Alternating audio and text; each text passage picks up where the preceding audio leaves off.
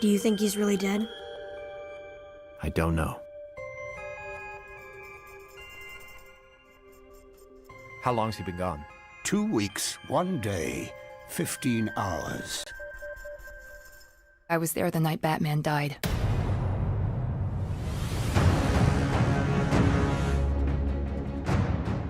When our story opens, we are in Gotham, and there's a gang war going on. And this mysterious new gang, led by this character known as the Heretic, has started taking over the criminal underworld of Gotham. Then Batman's in the middle of it, trying to stop all this. What happens is that Batman disappears early on in the film. It's probably the first time in a long time that Batman's been this compromised. Things are looking really bad for him. And because of that, he leaves this void, you know, I mean, who can replace the Cape Crusader? Batman! We need you! In this movie, the theme of family is throughout, and it starts with kind of the surrogate family that Batman has made with Dick Grayson as brothers, almost. And then you throw in Alfred, who is kind of their surrogate father. And then on top of that, you get in Damian, who is Batman's actual blood son. Into the mix after comes Batwoman, who is an outsider to this. In the way a lot of families sometimes revolve around one person, the extended family of Batman revolves around him. Batman has always been the glue to all of the relationships in the Batman family. So with him kind of taken out of the picture, there's a little bit of a struggle for, you know, who's the right person to follow in the footsteps. I could have handled this alone. If that's your best Batman, you're not gonna fool anyone. To begin with, it's a Nightwing story. I've struggled for years to get out of Bruce's shadow. And the last thing I want is to be wearing this damn thing. And of course, Sean Mayer comes back as Nightwing, and a lot of the main story is driven through kind of his POV. Nightwing thinks he's done with the whole life in Gotham. He's moved away, and then he gets pulled back in because Batman's gone. Got a family emergency. What Nightwing finds himself facing is the obligation of keeping the family business going. He spent his childhood in Batman's shadow being Robin and taking orders from Batman and doing things Batman's way because he had no choice. And so getting out of Batman's shadow was a huge deal for him. And then he gets this call, and it's like, we need you, you know, you have to come back. And like a family member who's kind of gotten away from his clan, that sense of doom that, oh no, it's starting again. I have to go back and be that person I didn't want to be. When I was a kid, I idolized him. Nightwing keeps thinking he's out, but they keep pulling him back in. But the older I got, the more I realized that I didn't know him at all. There's older brother, you know, fraternal relationship there. So Batman's not afraid to tell him and give him a piece of his mind when Nightwing crosses the line. You're not Batman, Dick. I call the shots around here. Now that you know, Batman is gone, he has to fill that role and also investigate what happened to Batman, which brings him into contact with Batwoman. It's actually our first time introducing this character, at least in the animated universe. Kate Kane, aka Batwoman, is played by Yvonne Strahovski. I thought you wanted me to be part of the family. This being the Batwoman's first appearance in this series is special to me. I feel lucky to be able to be voicing her, seeing as, you know, I feel like I'm creating the voice and the character. So this is really cool. And she was the last person to see Batman, and so her investigation of trying to figure out what happened to Batman leads her to run into Nightwing, and thus they join forces into this kind of, you know, collected kind of investigation. If you're serious about hunting them down, then we should work together. She's a part of this family as kind of a payback because Batman actually saved her life one time, and she's paying it forward. And while inspired by Batman, she definitely still has not been trained by Batman. Batman doesn't approve of her methods. Batwoman doesn't really have qualms against using guns. There's a point in our film where Batman even, you know, calls her out. He's like, you know, I don't like anybody who uses guns. And using a gun makes you just like them. And she's like, deal with it. I can handle this on my own. It was fun to play around with the sarcasm and the sass and the feistiness of her. Luck, anything you can do, I can do backwards. And in heels.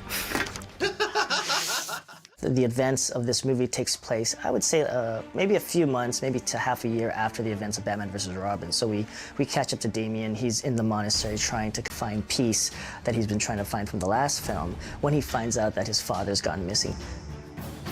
Stuart Allen comes back as Damian Wayne, of course, and he's a spunky kid. He's super smart, and he takes direction really well, and he's a perfect match for Damian Wayne.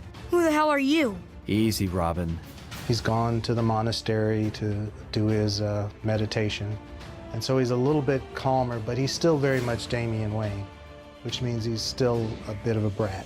He's still headstrong. He's still smarter than everyone in the room. Damian thinks it's his birthright to ultimately be Batman. And if he were older, he would have taken on the mantle and put on the costume. There's no way you're gonna pull this off without my help. Modest as ever, I see. When I have something to be modest about, I'll let you know. Even if Damian believes that someday his legacy is that he becomes Batman, I don't think he's there yet. But don't tell him I said that. He's never been gone this long without notifying me in some way. Alfred is no relation to anybody, but he's the real patriarch of the whole, Batcave. Alfred pretends to be Bruce Wayne at one stage. Why did you have to lead the team? Because it's my company, and I can do whatever the bloody hell I want to. Alfred hasn't reconciled that Batman is gone for good. He still thinks he's out there, and he has to cover for him. And so he's been operating as Bruce Wayne while the others are trying to find out what happened to Bruce Wayne. Then we also have Lucius Fox and his son Luke Fox. Lucius is played by Ernie Hudson, who I'm a huge fan of. Lucius Fox is Batman's gadget creator, maker, really, really important part of what makes Batman, Batman.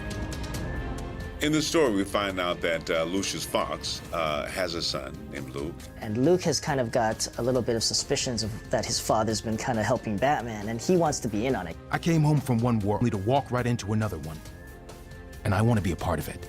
And of course, eventually in the later part of this film, he dons the armor that his father had developed, which is the Batwing. And we introduce Batwing in this film. It's amazing to be the first person to portray Batwing. I think that, when characters are written so well and the material is so strong, you just want to do a great job. So I did some research. I have it all right here. I got all my research right here. Call me Batwing. Lucius doesn't want him to have anything to do with Batman. I don't want you getting hurt. Dad, I've had 3 tours of duty, remember? That was war. This is Gotham. Similar to the Batman-Damian dynamic, it's kind of a struggle between what fathers want for their sons and how a son wants to break out of the mold his parent has designed for him. You're the one who told me to follow my own path. The theme of family is woven through the whole movie, and it even applies to our villains. In this continuity, we haven't really seen a lot of villains team up. And they're not the biggest villains, but together they are stronger. So, the Mad Hatter, Killer Moth, Firefly, they're all villains who never stood a chance with Batman on their own, but together and led by this mysterious new leader who seems to know a lot about Batman. They become a much more potent group of adversaries than they were individually.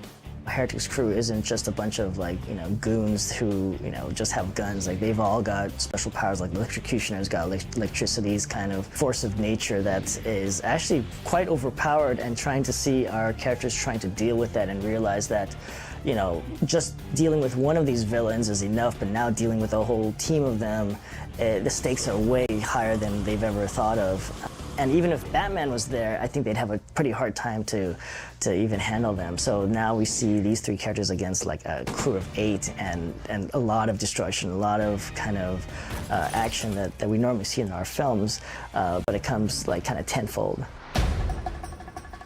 It's definitely action-packed. I mean, there's a lot of adventure in this. There's a lot at stake in this story. We're viewing this as a real action-packed movie with big scale, over-the-top set pieces. A lot of action sequences, whether it's a chase sequence involving vehicles to like hand-to-hand fighting to gunplay.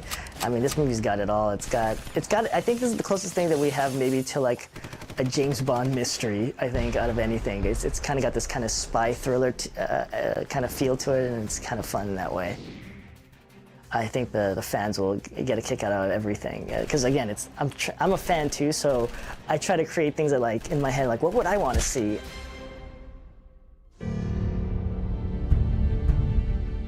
The disappearance of Batman actually brings together quite a few different forces. Batman is kind of the person who guided the people who he's worked with. And so now that he's not there, they're making mistakes, they're doing things a little recklessly. And, you know, everybody's motivations at the beginning seem to conflict a little bit. Our first priority is getting these people out. Not mine. But they find a way to come together for the good of the family. This isn't going to be easy. The theme of family runs pretty deep. It's not always a bloodline that defines a family. It's really smart the way they've written this, and you know, you see this Bat family of sorts and how they're trying to work out the relationships with each other, but also how they're trying to figure out, you know, the best ways to kick ass. It's really cool.